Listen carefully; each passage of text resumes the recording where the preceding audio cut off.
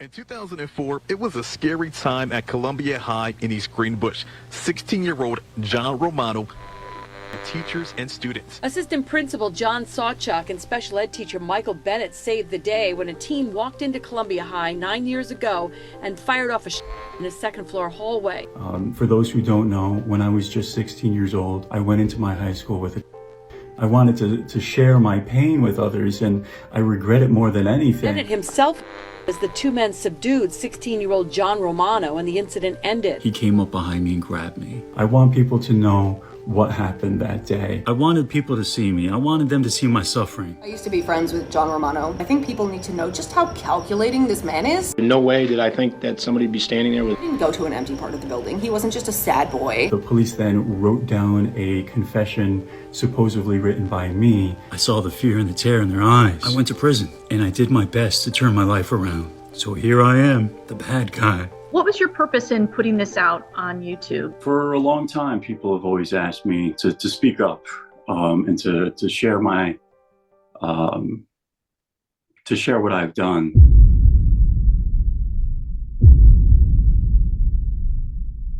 TikTok is home to many varying figures who come online to express themselves in all kinds of ways. This could range from rather wholesome and comedic standards down to some of the most heinous and disgusting people in society. And with our character today, Jon Romano, there would be no exception to this rule. After his release from prison, Jon Romano made his way over to TikTok, where he would preach and share his stories of change, of becoming a brand new man. However, he would do this while sugarcoating and downplaying the true nature of his crimes every step of the way. Many ways he would do this would be purposely leaving out key details which one could find in court records to show the actual events that took place during the crimes he committed. One can only assume he did this to paint himself in a light less negative and to show the world that truly at the end of the day, he was the victim of everything. And particularly hones in on a story in which brought him back to media presence and popularity, where he was attacked by a man with a sword outside of a homeless shelter. A lot of people know me for this, surviving a sword attack 7 months ago when I worked at a homeless shelter. Something he really makes sure you see at every possible turn and corner. From insensitive TikTok clips that just you wouldn't make if you were the perpetrator of such a crime, all the way over to speeches that just feel really premeditated and like they were practiced in front of a bathroom mirror. I had stepped into one classroom just to see people. Like I said, I was afraid of being alone, but what I ended up seeing was their pain. I saw the fear and the terror in their eyes. The story of Jon Romano and his conversion from con to TikTok star is nothing short of perplexing and personally disturbing. So before we hop into today's video, I just want to give a warm welcome to everyone who's here. My name is Wonder. Super phenomenal to have you here. So without further ado, this is going to be a bit of a longer video, so I'm not going to hold you guys too long. Once more, I just want to say my name is Wonder, and let's get right into the story of one of TikTok's most manipulative creators out there, Jon Romano.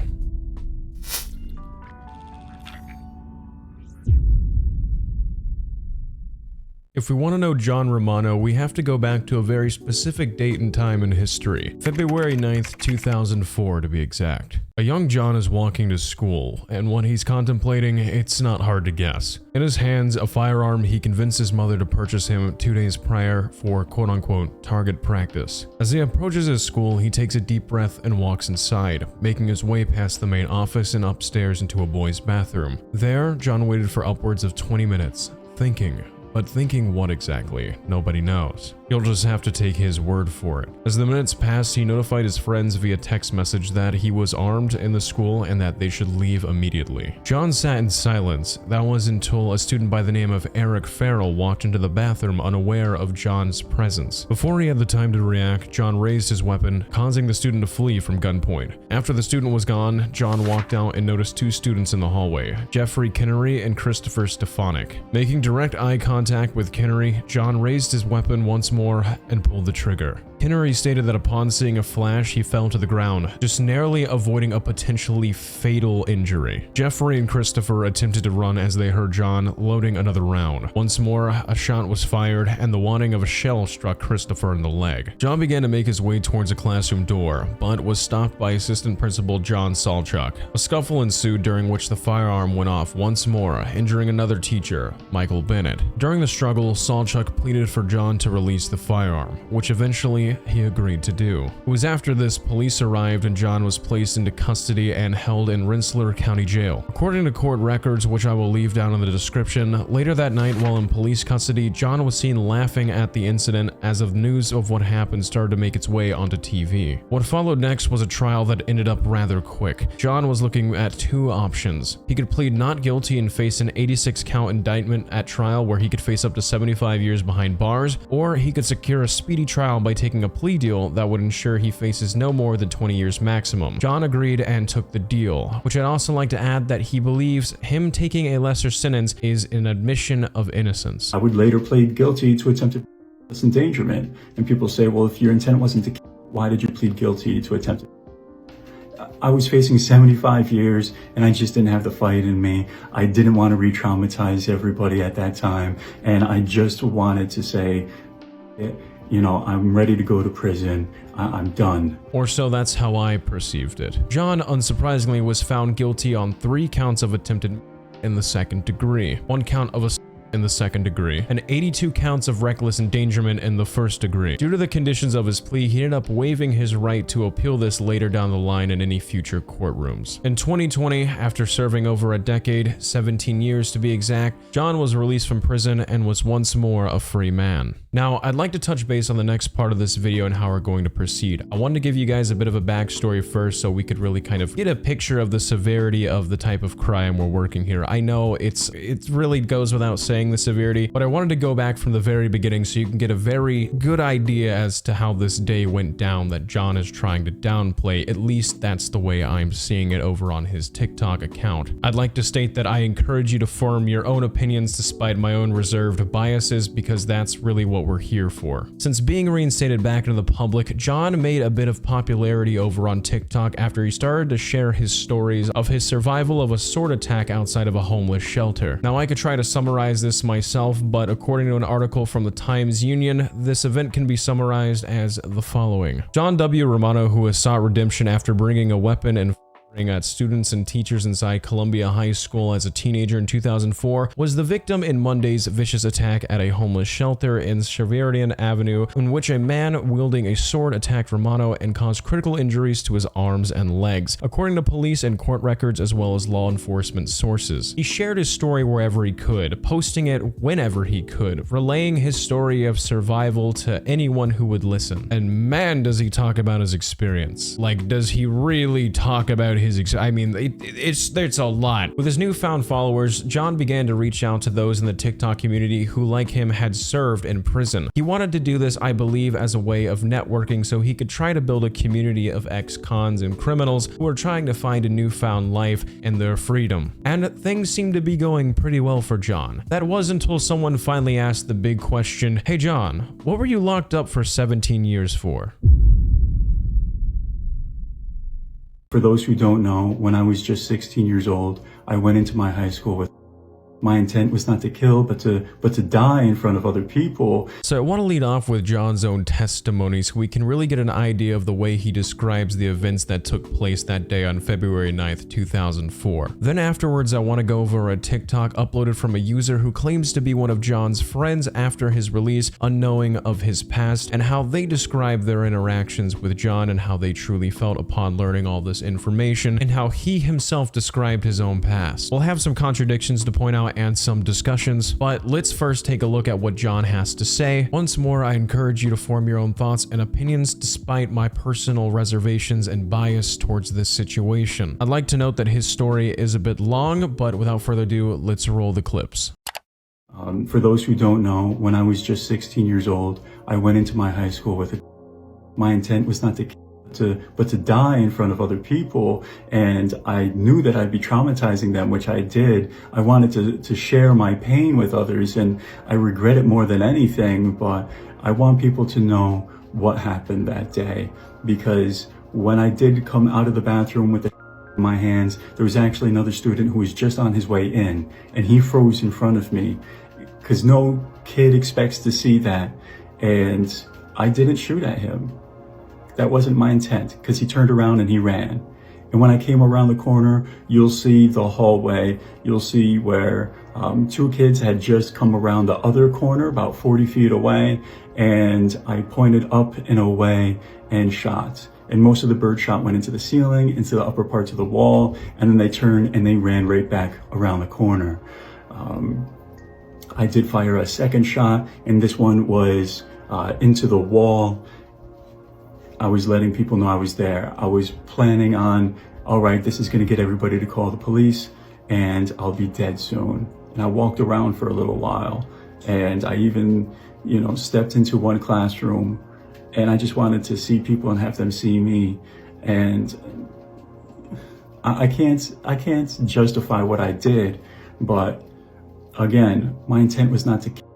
I didn't fire any shots. I turned around and I walked out. And it was while I was walking down the hallway that the vice principal came to see what the noise was. And then seeing me walking away, he came up from behind me, grabbed at the barrel and the stock, and he started to squeeze me, and I started to try to fight him off. And during the struggle, unfortunately, the went off, and a teacher who was coming up behind us was hit in the shin.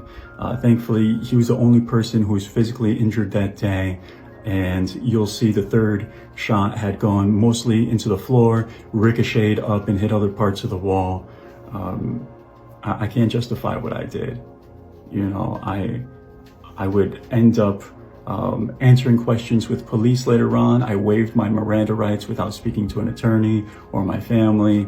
Unfortunately, the police then wrote down a confession supposedly written by me, and I never read it, because then a couple of minutes later, another cop comes in and says, hey, an attorney just called, he's now represented, all questions have to stop. And the cop just said, oh, okay, and read to me what he had written down, supposedly. And I just signed it wherever he told me to sign it, initialed it, and then he had to lock me in a cell.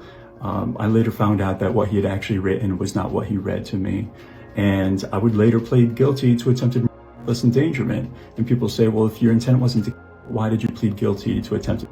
I was facing 75 years and I just didn't have the fight in me. I didn't want to re-traumatize everybody at that time. And I just wanted to say, I'm ready to go to prison. I'm done. And I'm not justifying anything I've done.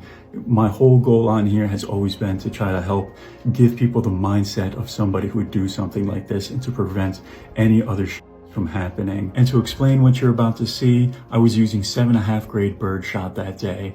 Each shell had about 350 small little pellets inside, and that's why you're going to see so many marks on the walls and in the ceiling. Now, this is lethal to people only at close range, and that's why I didn't pull when I was nearby anybody. And yeah, it spreads, and it definitely could have hit others even when I aimed away from them. There's no justifying what I did again, but this is the view I had down the hallway when I came around the corner. Two students came around the other corner 40 feet away on the left. But here you can see I fired up and away from them, hitting the higher part of the wall. And now you'll see where it hit up in the ceiling. The second shot after they ran away, I aimed to the right and shot at the wall. And the third shot would happen later on when I was struggling to gain control of from the vice principal. And sadly, a teacher was hit in the shin and most of the pellets went into the ground. All right, so I know we just watched a lot of footage of Jon, and as much as I want to instantly hop right in and throw out the contradictions that I have lined up, I want to show the clip that I mentioned prior, the person who's going to act as, I guess, a loose character witness as to how Jon acts in the real world. I feel this clip is important to show because this is someone who claims to have had a close relationship with Jon, so I feel their testimony of who this person might be might hold a little more weight than me, who is someone who has never directly spoken to or met Jon myself. I appreciate you being here and bearing through these videos with me. I hope you're relaxed, hope you're doing okay. I promise it's for a good reason and so we can best understand the situation to our abilities. I used to be friends with Jon Romano. We were mutuals, and I'm telling you this not because I like feeling stupid and looking stupid, but because I think people need to know just how calculating this man is. Because I got duped. We all got duped. Some of you guys blessedly were smart enough not to, but I wasn't. I met Jon when he went viral after being attacked by a man with swords at the homeless shelter he worked at. So I followed him on TikTok. He followed me back, we became friends immediately. We were talking pretty much every day in some capacity, like messages back and forth or comments or whatever. What's important to note is that during this entire period of time, he was only talking about the attack. All of his content was related to his injuries and his hospital bills and like getting better and going home and whatever. That's all I knew, and I think that's all most people knew about Jon. I think what happened is that over time he got stronger. He was no longer in like a life or death situation, and he was able to switch. Because I think that's what happened. Now, knowing what I know now as of today, I think that's what happened. I think he switched personalities because he was a victim, and then eventually he just went back. That's when I found out, like 8 months into knowing him, that he was a school polluter, shall we say. So I found this out because I was scrolling and I saw a video and it was Jon. I was like, oh, it's my friend Jon. And he was talking about being in prison for polluting a school. And I was absolutely devastated. I thought we were friends. It was really hard to find this out. And I contacted him. I said, Jon, is this true? And he said, yeah, did you not know? Like he acted surprised that I didn't know, as if he hadn't been intentionally like withholding this information and not talking about it for the majority of the time that we knew each other. Not just for me, from everyone, because there have been thousands of people I've seen in the past day or so who were like, wait, that's the guy? What? Yeah, so I did not know this. I found out, I was very upset, and then he wanted to tell me the story. So the way he tells the story of the school polluting, his version, which he told me, is that he walked into school with a you-know-what, never intended to hurt anyone. He's very, like, he will emphasize that till the end of time. Didn't want to hurt anyone, just wanted to commit slip and slide by cop. And he swears to God that he went to an empty part of the building, fired into the ceiling twice, and then the cops came. That is the story he told me, and I tried to look this up, and that's what the news told me too. The news is just lying to people. They saw that he was attacked by swords, and that he's been sort of trying to be like a mental health advocate, and they were like, oh, what a good guy, like he's changed. Jon is a liar. He didn't go to an empty part of the building. He wasn't just a sad boy who wanted to get, fired at by the cops. He went into the main part of the building and fired at people, not into the ceiling, and he was there to kill. And we know this because he said it, because he left a note. The fact that I didn't see this is humiliating, but I'm not the only one, and that is because of Jon. That is because he's an incredible liar who has been manipulating the media and journalists and like people on the internet for years. I just wanted to give you guys another person's perspective of how he has been managing to like somehow bring these things into the light when he wants to, when it's convenient, and then suppressing it so that he can get views.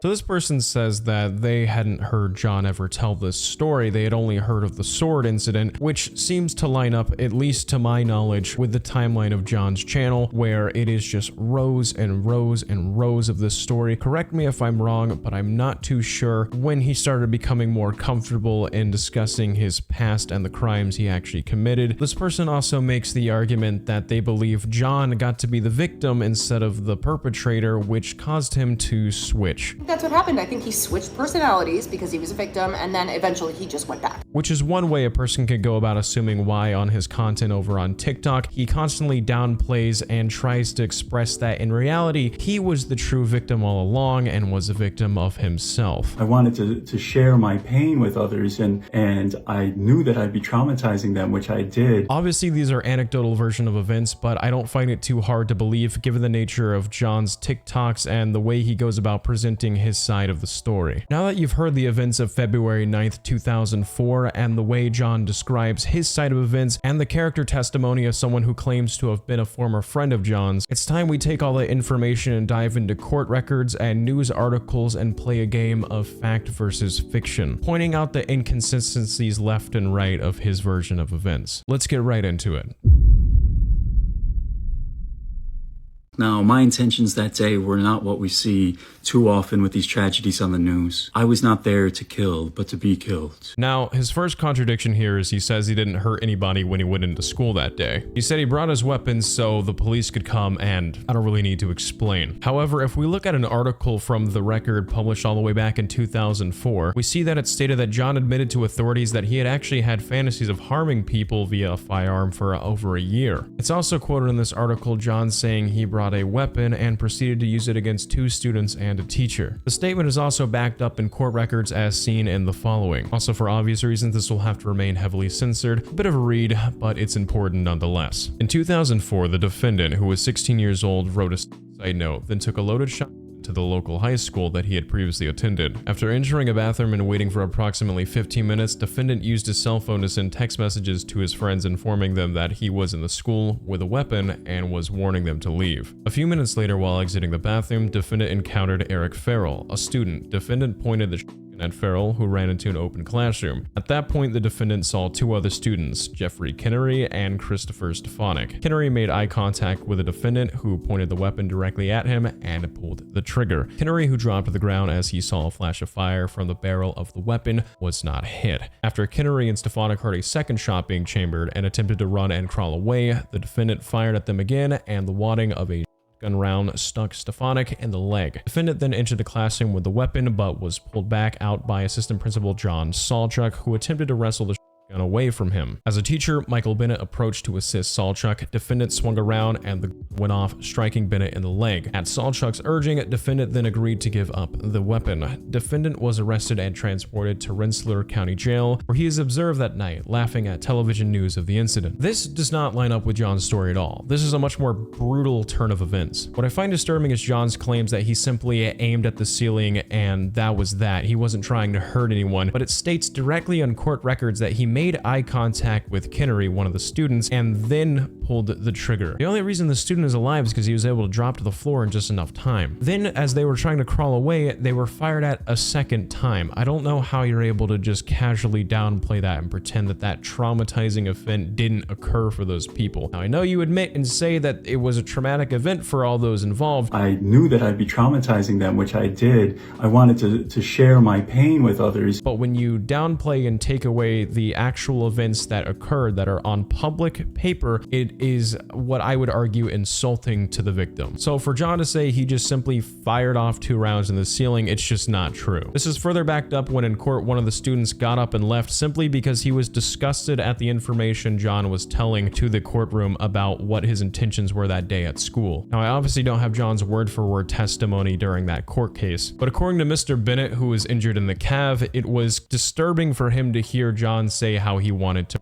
murder him. What I also find disturbing is the fact that it's stated on public court record that Jon was observed to be laughing at the television news. That to me doesn't sound like the intentions of someone who went into school simply to just show people he was suffering. That's just twisted behavior. And I even, stepped into one classroom and I just wanted to see people and have them see me. I can't justify what I did. Again, my intent was not to kill. I didn't fire any shots. I turned around and I walked out. And it was while I was walking down the hallway that the vice principal came to see what the noise was. And then seeing me walking away, he came up from behind me, grabbed at the gun me, and I started to try to fight him off. In my own personal opinion, while thankfully we'll never know the actual outcome, I don't believe Jon walked in that classroom simply with the intentions to scare people. What he would have done with ample time with no intervention, I can only really assume one thing. Unless I'm missing some crucial detail from the court case, as he entered the first classroom, he was pulled back by Assistant Principal Salchuk, and that's when the altercation happened that resulted in Mr. Bennett receiving his injury. Now, something Jon does make note of is the fact that he left a note behind, and I'd like to shed some light on that note according to what I was able to find. In this note, he does in fact state that he is quote-unquote not a monster. However, in the same note, he asks how he's any different than Eric Harris and Dylan Klebold, the 2 individuals who were behind the vicious April 20th, 1999 attacks at Columbine High School, which resulted in the loss of 15 lives. He claims that he's not like these other people, but then he states, how is he any different than these people? How is he any different than killers? I don't see how you're expecting me to believe that you're different from these other people, but you sympathize with 2 monsters already. Unfortunately, the police then wrote down a confession supposedly written by me. I never read it, and the cop just said, oh, okay, and read to me what he had written down. Supposedly, and I just signed it wherever he told me to sign it, initialed it, and then he had to lock me in a cell. I later found out that what he had actually written was not what he read to me. While false confessions are very much a real thing, I have a hard time believing Jon's version of events versus the numerous eyewitnesses and what's legally documented online. It's just a story that seems too convenient, and I'm not buying it at all. You don't walk into a school, commit this type of crime, and then expect me to believe that you're truly the misunderstood victim in all of it. You're just not getting that sympathy from me. I knew I'd be spreading the suffering that I felt like I had alone. I wanted people to see me. I wanted them to see my suffering. For this next section, I want to break down some more, for lack of better terms, red flags that popped up for me when I was browsing Jon's TikTok account. Actions I felt to be distasteful given the circumstances of his crimes, and his proclaimed desire to take accountability and raise awareness. Now, I want to kick this off with a clip from a creator over on TikTok known as Pure Power 34, as they summarize really well the points I'm going to be trying to get at here. Convicted school, now TikTok famous. My 2 cents you didn't ask for, and I'm of 2 minds on this. He says he's out here trying to do some good, and trying to prevent something like this from happening again. He was 16 years old when he committed the crime, and now it's 20 years later. I see the side of being lenient on kids because your brain's not totally developed. But I knew right from wrong when I was 16, and grew up hunting. And this might surprise you. For a lot of crimes, I'm a big proponent of, you owed a debt, you paid it, let's get going. You served your time, let's set you up for success. And there are other influencers on TikTok that are convicted felons, and I'm a big fan. I try to shout them out and help them whenever I can, because I'm like, let's go. However, there are people traumatized and still suffering from what he did. And that's every parent all over the US, not just the people he actually affected. Going through active training as a cop, part of that training is the realization when they tell you the may be a kid. If you're in my shoes, that's a horrible realization. As a parent with kids in school, that happening at their school is in the back of my mind every day. If you want to help law enforcement by being studied, I'm all for that. But you're making money and building a platform from the crime that you committed. And with every post, you re-victimize victims. Now in the news articles, he said that he's open to dialogue and criticism, but all his comments are turned off now. That should tell you all you need to know. TikTok used to have a user's term of service where they wouldn't let certain people on registries on this platform. And they definitely have a term of service where they can just remove an account because they don't want you here. I think they should remove the account. Anyway, my 2 cents. It really does seem like Jon finds a way to downplay his actions rather than taking full-on accountability, and the way he does this is by leaving out key details that could really show the transparency of what went on that day. Instead of just bearing the brunt and being like, yes, this is 100% what I did, he finds ways to make it seem a lot less worse than it really is, and also make himself the victim throughout it all. At least that's how I perceive it, which feels, again, distasteful given his claims of wanting to spread awareness and take accountability. That's not taking accountability when you don't 100% own up to the actions that are there. And when someone can just make a simple Google search and find contradiction after contradiction, it doesn't really feel like you're being honest about what went on and who you are. And I began to speak out when I saw these terrible tragedies happening, because I knew I had to be a part of the change that wasn't coming. And if you believe I deserve this, so be it. I don't want people to feel sorry for me. What I want is for people to realize that if we take mental health more seriously, that is just one step of many that can make drastic changes. So here I am, the bad guy, the one who walked into a school, telling you, you need to change things. I don't want people to feel sorry for me. I also feel further put off because despite the heinous nature of his crimes and seemingly dishonest nature towards the facts, you can find him making prison-themed TikToks where he's dancing in a prison jumpsuit, or giving motivational speeches like this one where he's in a jumpsuit as well, where he pretends to dig out of prison. Never allow any obstacles to keep you back in life. Always keep pushing forward for your dreams. Get your hands dirty, put in a little bit of work every day. You'll get to where you want to be sooner or later. Just telling you, you just got to put in that work. That's all. It doesn't really feel like you're taking what you did all that serious. It feels like you're making light of something that's horrifically tragic for a lot of people and is still extremely sensitive to this day. When you make content like this, it feels like a slap in the face toward the severity of the issue that you are claiming to raise awareness about. It doesn't feel like you're taking this serious by any means at all. It's insulting to a very real tragedy that a lot of people unfortunately suffer almost on a day-to-day basis these days. You traumatize people in one of the most horrific ways imaginable, and you think it's humorous to make prison-themed TikToks. It comes across as such self-absorbent behavior. Another clip I found to not even be cringy so much as just disrespectful is where he makes a goofy TikTok, I guess is like a come-up story involving his sentencing to now. I'll play that clip for you real quick.